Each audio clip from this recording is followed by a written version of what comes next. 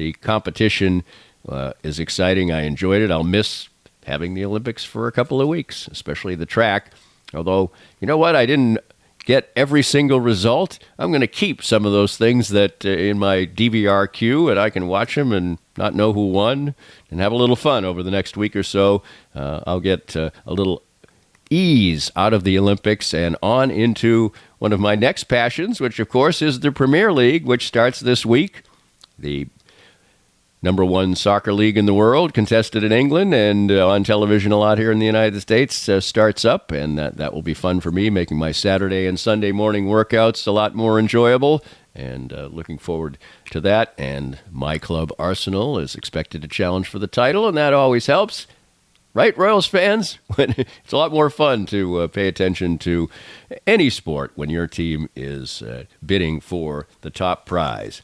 And once again, we found out in golf, I wasn't even going to talk about golf this week, but how difficult it is to win. And we saw it again, an unbelievably bad meltdown for one Max Grazerman. He holed out on the 13th hole for eagle to have a 4-shot lead, and then immediately turned around and made a quadruple bogey on the next hole, hitting the ball out of bounds and then not playing the hole well even from there.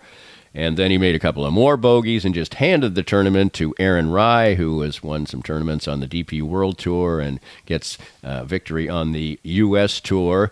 And this had a completely unusual footnote as well.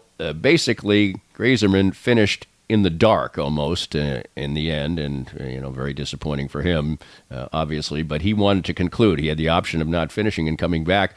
Well, there are only 3 golfers left on the course. Chad Ramey, who had a terrible day on Sunday, and Max Grazerman, and Matt Kuchar. And Kuchar decided to come back today and finish, the only golfer. He decided it's too dark. I'm not going to make the top 70, but the top 125 is important to me. And he thought it would be difficult for him to maybe even make bogey. He ended up making par before a handful of media and tour officials on Monday. But again, you watch golf tournaments time after time after time, and you see players right at the top playing their very best. And then when it comes time to win, especially when it's the first time for them, like Max Grazerman, it's very, very difficult to get over that hurdle. And he did not, and Aaron Rai is the winner on the PGA Tour.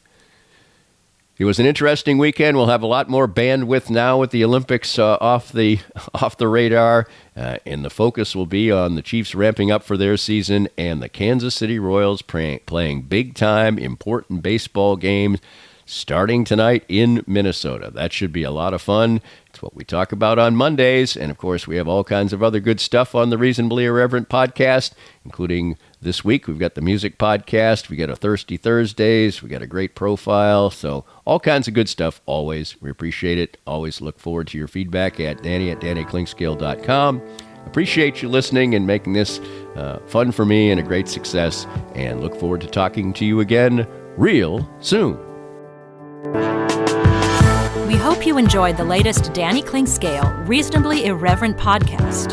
Come back soon for something fresh and new.